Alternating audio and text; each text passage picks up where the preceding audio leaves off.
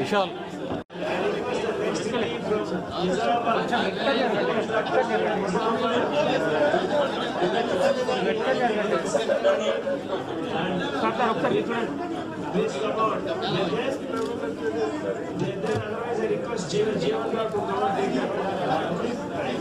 విశాల్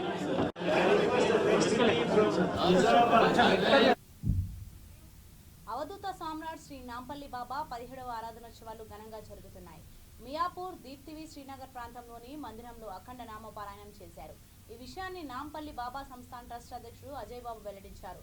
6వ తేదీన దత్త హుమ్మం పల్లకి సేవా కార్యక్రమం నిర్వహించనున్నారు.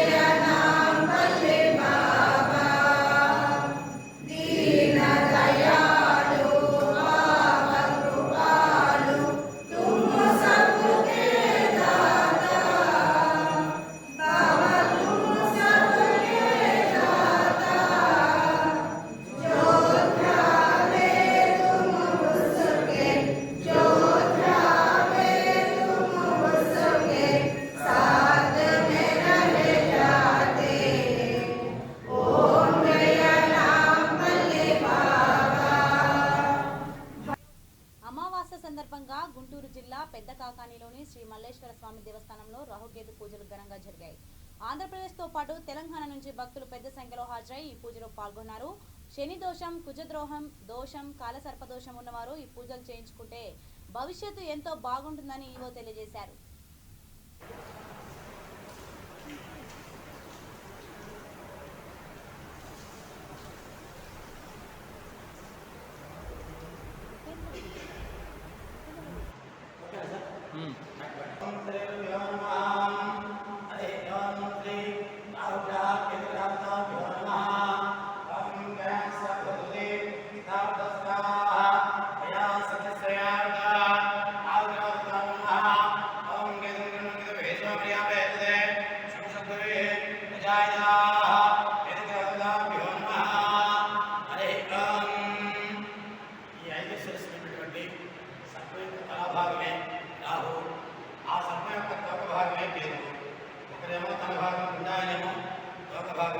అలాగే వెలుతురు కూడా మనకి నవగ్రహాల్లో ఉన్నటువంటి చివరి 2 గ్రహాలు, ఛాయాగ్రహాలు, అపసమయ గ్రహాలు, అంత్యగ్రహాలు, సర్పదోష నివారణ, కాల సర్పదోష నివారణ, కుజదోష పరిహారార్థం ఈ రాహుకేతులకు పూజలు చేయడం జరుగుతున్నది.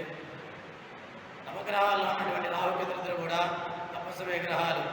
ముందుగా ఉన్నటువంటి 7 గ్రహాలన్నీ సూర్యుడు మొదలుకొని శనీశ్వరుడు వరకు సమయంగా ప్రదక్షిణ చేస్తూ ఉంటే వీళ్ళిద్దరేమో అపసమయంగా ప్రదక్షిణ చేస్తూ ఉంటారు. అలా అపసవ్యంగా ప్రదక్షిణ చేస్తున్నటువంటి 7 గ్రహాలు, ఆ 7 గ్రహాలు సవ్యంగా ప్రదక్షిణ చేస్తూ వీళ్ళిద్దరి దగ్గరికి వచ్చిన సమయంలో వీళ్ళ నీడ ఏదైతే ఉన్నదో ఆ వచ్చిన 7 గ్రహాల మీద పడటం వల్ల వాళ్ళు తన శక్తిని కోల్పోవడం వల్ల ఆ కాల సంతోషం ఏర్పడుతుంది. టోటల్గా గ్రహబలం తగ్గిపోవడం వల్ల మీరు ఏవైతే అనుకున్నారో సంతాన విషయంలో కానీ, వివాహ విషయాల్లో కానీ, చేస్తున్న పనులు కానీ ఎక్కడికక్కడే ఆగిపోవడం వల్ల మీకు ప్రశాంతత లేకుండా పోతుంది.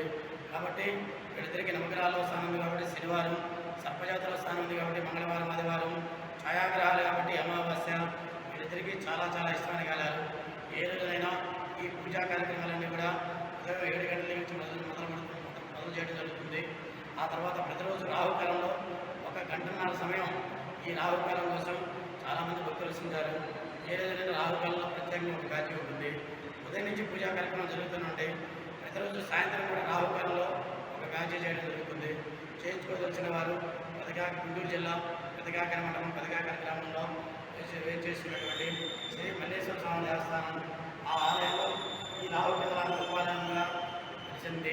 కాబట్టి ఇక్కడ చేయించుకోదలిచిన వాళ్ళు ఏ రోజైనా ఆ విధంగా ఇక్కడ ఈ కాకాని క్షేత్రము భక్తులకి కొనియాడుతూ ఎంతో వాళ్ళ కోరికలు తీర్చే దేవుడిగా ఒక గుర్తింపు పొంది ఉండడం.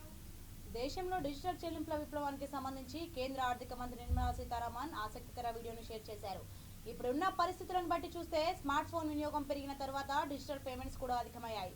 సూపర్ మార్కెట్ నుంచి కిల్లీ కొట్టు వరకు, ఫాస్ట్ ఫుడ్ సెంటర్ నుంచి పానీపూరి బండి వరకు ఎక్కడ చూసినా Google pay, phone pay, QR కోడ్లే కనిపిస్తున్నాయి. చివరకు ఇంటికి తిరిగి గంగిరెద్దులాడించే వారు కూడా డిజిటల్ రూపంలో భిక్షాటన చేస్తున్నారు. గంగిరెద్దు తలపై QR కోడ్ ట్యాగ్ను అమర్చాడు ఓ వ్యక్తి. దాన్ని స్కాన్ చేసి డబ్బులు పంపించాడు.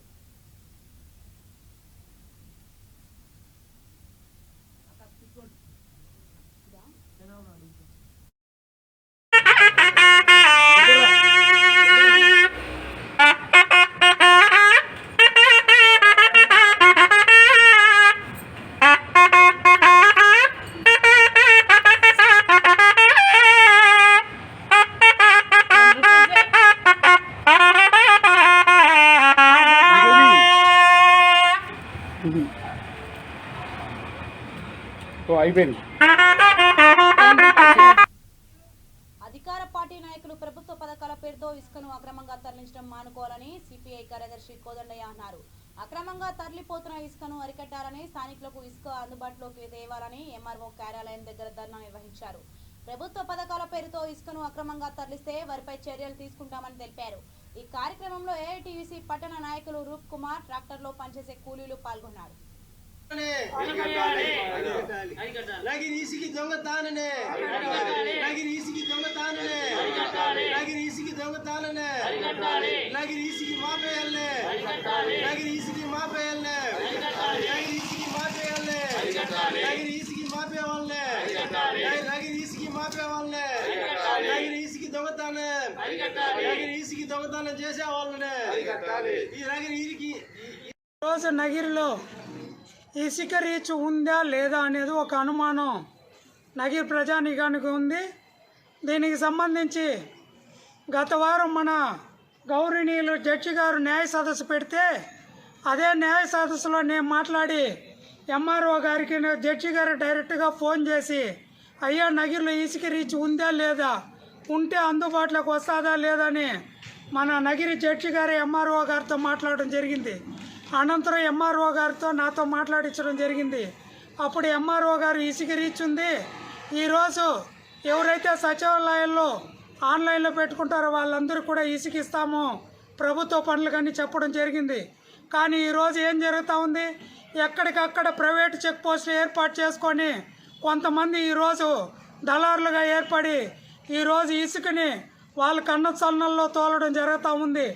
దాన్ని నమ్ముకొని అనేక ట్రాక్టర్లు పెట్టుకున్నారు. ఒక్కొక్క ట్రాక్టర్కి 5 మంది 6 మంది కూలి పని చేసుకొని సుమారు 200 మంది కూలీలు ఈరోజు ఆ ట్రాక్టర్లో ఇసుక పైన ఆధారపడి పనిచేస్తుంటే వాళ్ళందరూ కూడా ఈరోజు ఆ పస్తులతో ఇబ్బంది పడుతున్నారు. దీపావళి పండుగ ఒక పక్క వచ్చినా వాళ్ళ కుటుంబాల్లో మాత్రం చీకటిగానే ఉంది, కానీ వెలుగులు రాలా. అధికారులు ఇప్పటికైనా ఎవరు అసలు ఇసుక ఉందా, ఎవరు ఆధీనంలో ఉంది, ఎవరు రెవెన్యూ అధికారుల, మున్సిపల్ అధికారుల, పోలీస్ అధికారుల తేల్చాల్సిన అవసరం ఈరోజు ఎంఆర్ఓ గారి పైన ఉంది. అందువల్ల మేము ఎంఆర్ఓ గారిని ముక్కు సూటిగా అడుగుతున్నాం. ఈరోజు ఇసుక రీచ్ సంబంధించి పూర్తి వ్యవహార బాధ్యతలు మీరు ఎవరు చూస్తున్నారు? మీరు చూస్తారా? మైనింగ్ చూస్తుందా? ఎండిఓనా, కమిషనరా, పోలీస్ అనేది ఈరోజు స్పష్టంగా చెప్పాలి. రెండవది, ఎక్కడికక్కడ ప్రైవేట్ చెక్ పోస్టులు అని మేము అనుకుంటున్నాం. ఒకవేళ ప్రభుత్వమే చెక్ పోస్టులు పెట్టుంటే ప్రభుత్వం ఏ విధంగా పెట్టింది, ఎందుకు పెట్టిందని రెవెన్యూ అధికారులు వివరణ ఇవ్వాలి. ఇవన్నీ కూడా ఏదీ లేదు.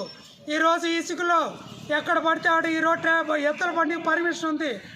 ఎత్తల బండి వాళ్ళు తోలుకోవచ్చు, తోలుకొని ఇండ్లుగా వాళ్ళకి ఇవ్వచ్చు. కానీ ఈరోజు అదే ఎత్తల బండ్లతో కొంతమంది రాజకీయ నాయకులు డంపింగ్ యార్డు పెట్టుకొని అక్కడ తోలుకొని అక్కడి నుంచి ఇసుకని ట్రాక్టర్ల ద్వారా, టిప్పర్ల ద్వారా ఈరోజు బయట ప్రాంతాలకు పంపించడం జరుగుతూ ఉంది. అంటే అధికారుల యొక్క నిర్లక్ష్యం అనుకోవాలన్నా, లేకపోతే అధికారులు ప్రజలపైన చిన్న చూపు అనుకోవాలన్నా అని మేము ఈరోజు కమ్యూనిస్ట్ పార్టీగా అడుగుతున్నాం. ఇప్పటికైనా చెక్ పోస్టులు ఎవరు పెట్టినారనేది స్పష్టంగా ఎంఆర్ఓ గారు మనకు వివరణ ఇవ్వాలి. మీరే కానీ పెడితే దానికి రీజన్ ఏమి, ఇతర ట్రాక్టర్లు ఆడ ఇసుకెత్తేదానికి వాళ్ళకి కావాల్సిన సదుపాయాలను కూడా రెవెన్యూ అధికారులు కల్పించాలని. యాదాద్రి భువనగిరి జిల్లా రామన్నపేట మండలంలోని నిదానపల్లి గ్రామంలో కాటమయ్య బోనాలు ఘనంగా నిర్వహించారు.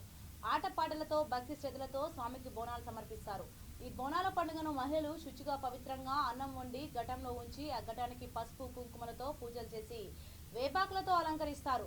ఈ ఘటంపై ప్రమిద వెలిగించి వినయంగా తలపై మోసుకుంటూ ఆడపడుచులు స్వామివారికి తీసుకువస్తుంటే ఆ శోభ వర్ణనాతీతం. మంగళ వాయిద్యాలు, డప్పుల సంగీతం మధ్య మహిళలు ఊరేగింపుగా కాటమయ్య స్వామికి సమర్పిస్తారు.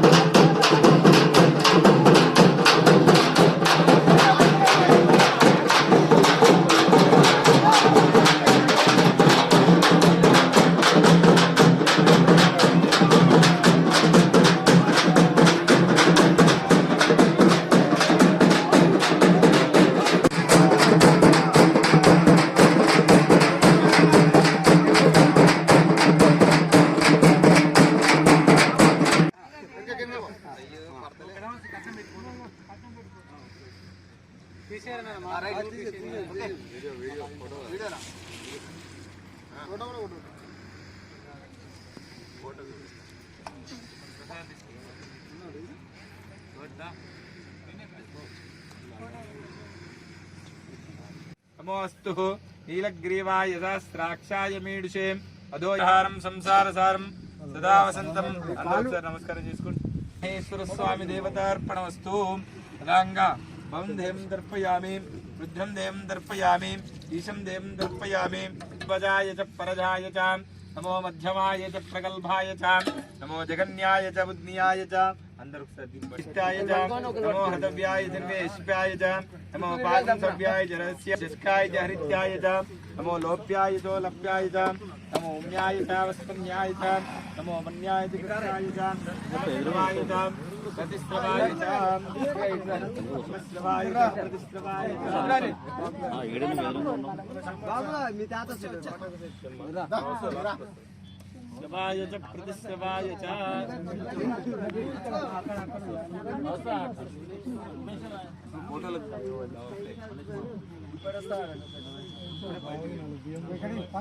शिवाय च प्रतिस्त्रवाय च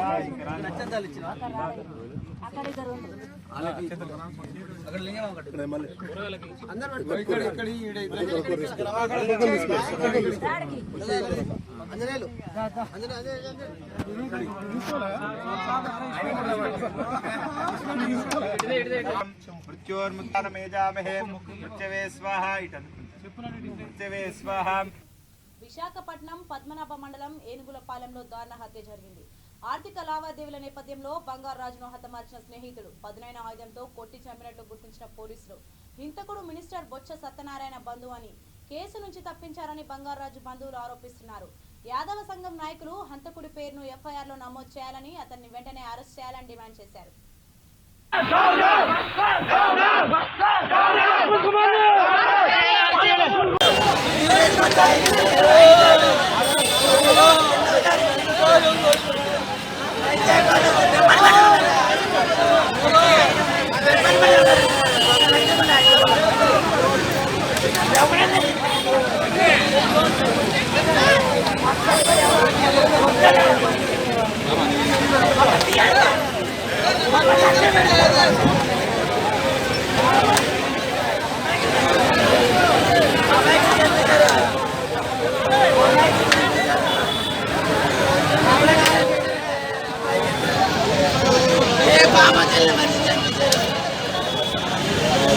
కోరాడు గోవిందు నా భర్తకు డబ్బులు ఇస్తానని పిలిపించి కిరాతకంగా హత్య చేశారు. ఉద్యోగాలు వేస్తానని డబ్బులు కట్టించి డబ్బులు 2 సంవత్సరాల నుంచి ఉద్యోగాలు ఏం లేదు, డబ్బులు ఇవ్వలేదు.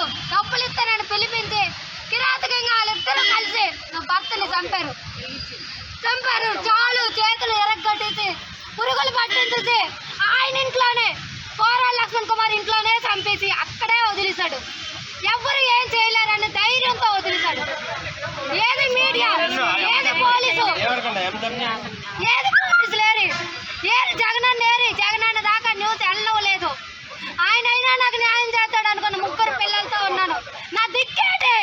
నా భర్తకు అన్యాయం చేయింది. ఆ కోరాడు లక్ష్మణ్ కుమార్, కోరాడు గోవింద్ వాళ్ళిద్దరిని అరెస్ట్ చేయాలి. అదే నా డిమాండ్. లేకపోతే కోరాడు లక్ష్మణ్ కుమార్, కోరాడు గోవింద్ వాళ్ళిద్దరు పేర్లు రాసి స్టేట్మెంట్ ఇచ్చేసి నేను నా పిల్లలతో ఇక్కడే చచ్చిపోతాం. నాకు న్యాయం కావాలి. వాళ్ళిద్దరిని అరెస్ట్ చేయాలి. ఇదే నా డిమాండ్. వాళ్ళిద్దరిని అరెస్ట్ చేయాలి. ఇదే నా డిమాండ్. నాకు న్యాయం కావాలి. నాకు న్యాయం కావాలి. ఇదే నా డిమాండ్. నా 3 పిల్లలతో ఇక్కడే చచ్చిపోతాను. జగన్ ఇంకేదైనా చేసుకోమంటారా చెప్పండి. ఆయన ఇంట్లోనే తగలబెట్టి. జనగామ జిల్లా కేంద్రంలోని R&B గెస్ట్ హౌస్ లో రన్ ఇండియా ఫౌండేషన్ ఆధ్వర్యంలో నిర్వహిస్తున్న 3K రన్ వాల్ పోస్టర్ను విడుదల చేశారు. కార్యక్రమానికి ముఖ్య అతిథిగా జనగామ ఎమ్మెల్యే ముత్తిరెడ్డి యాదగిరి రెడ్డి హాజరయ్యారు. జనగామ మున్సిపల్ చైర్పర్సన్ తో పొక్కల జమున, ఎంపీపీ మేకల కళింగరాజు, కేకే హాస్పిటల్ యజమాని సుల్తాన్ రాజా, జనగామ టీఆర్ఎస్ పట్టణ అధ్యక్షుడు తాల సురేష్ రెడ్డి, పట్టణ కార్యదర్శి ఉడుగుల నర్సింహులు, 2వ వార్డ్ కౌన్సిలర్ అనిత పాల్గొన్నారు.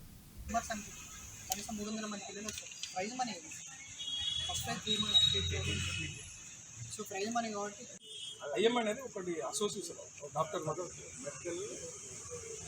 మెడికల్ కౌన్సిల్ ఆఫ్ ఇండియా, ఇప్పుడు ఎన్ఎంసి నేషనల్ ఎన్సిఐ, ఇప్పుడు ఎన్ఎంసి అది మారింది నేషనల్ మెడికల్ కమిషన్. దాంట్లో మనం రిస్క్ కంపల్సరీ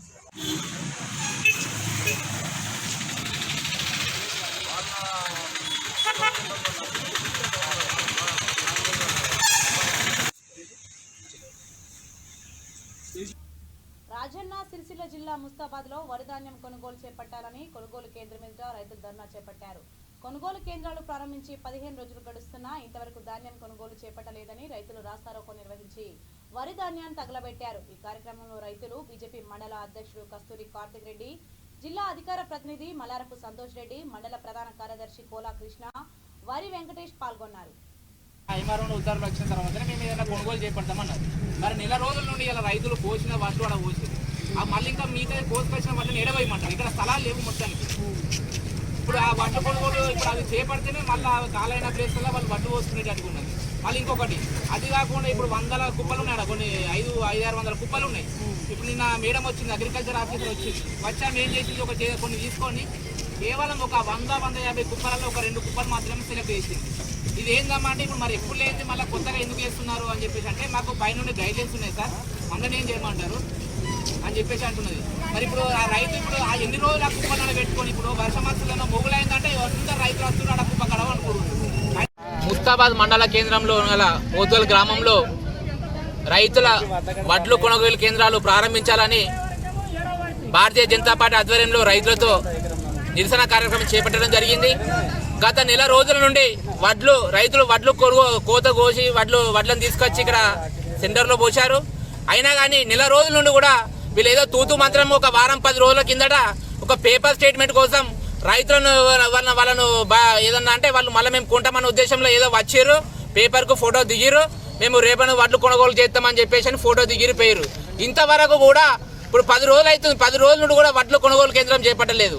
ఇప్పుడు రైతులు ఒక్కొక్క రైతు ఒక పరదా తీసుకొచ్చారు, ఒక్కొక్క రైతు 5 నుండి 6 పరదాలు వాళ్ళు ఇలా కిరాయి తీసుకొచ్చారు. ఒక పరదా కిరాయి 20 రూపాయలు, అంటే నెల రోజుల నుండి అంటే రోజుకు 100 రూపాయలు చొప్పున నెల రోజుల నుండి ఒక పరదా కిరాయిలో 3000 రూపాయలు అవుతున్నాయి.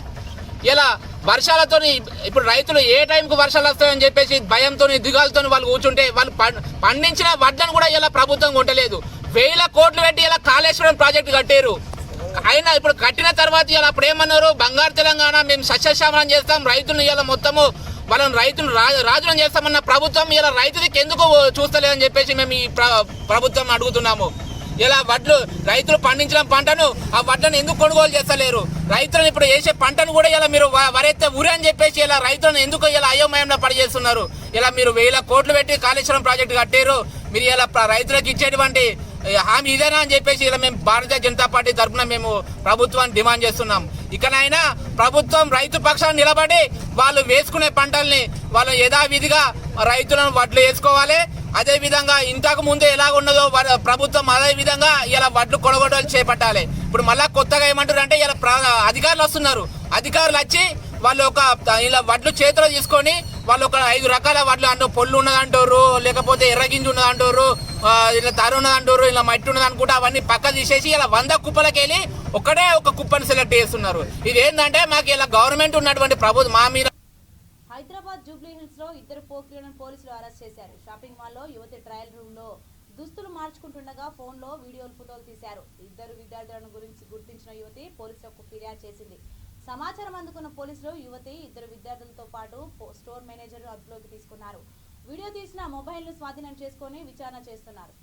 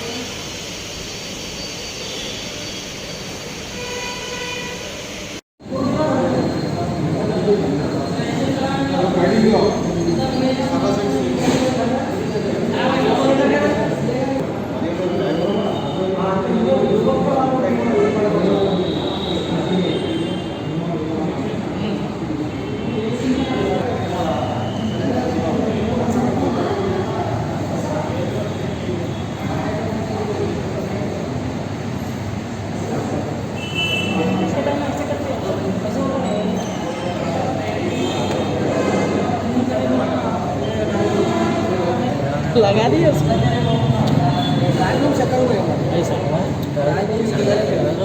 कोने में रहता तो सामने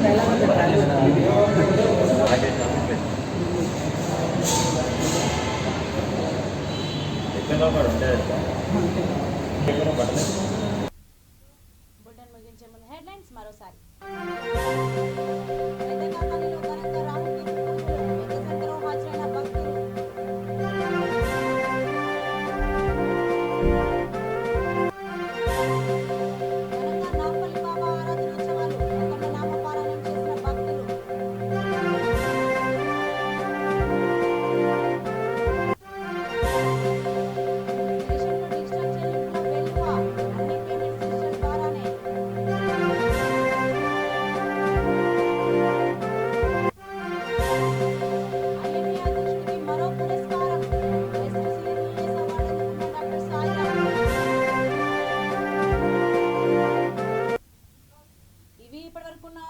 మరిన్ని అప్డేట్స్ కోసం చూస్తూనే ఉండండి VT న్యూస్. లక్ష్యం సమాజ హితం.